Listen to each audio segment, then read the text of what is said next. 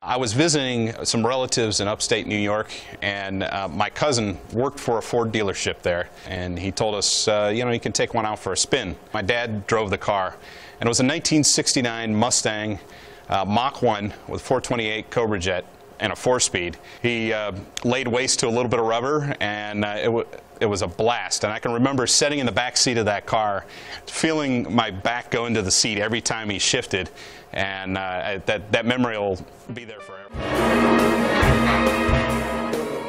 The vault is a very sacred place in the Peterson Automotive Museum.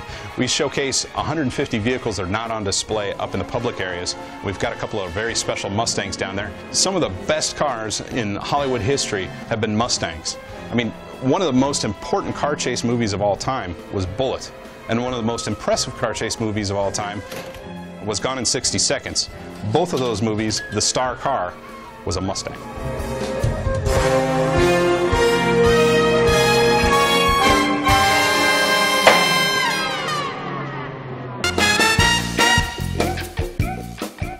If you recognize the car behind me, it's because it's a movie car. If you don't recognize it, it's because it's a movie car from 1965 from a Frank and Nancy Sinatra movie called Marriage on the Rocks.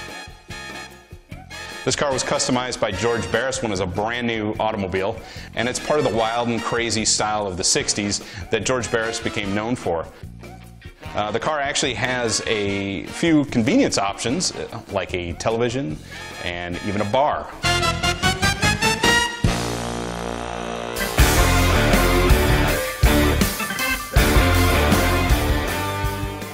The '69 Mustang GT350 was a car that was built in conjunction with Carroll Shelby, and it was the last generation of the famous Shelby Mustangs.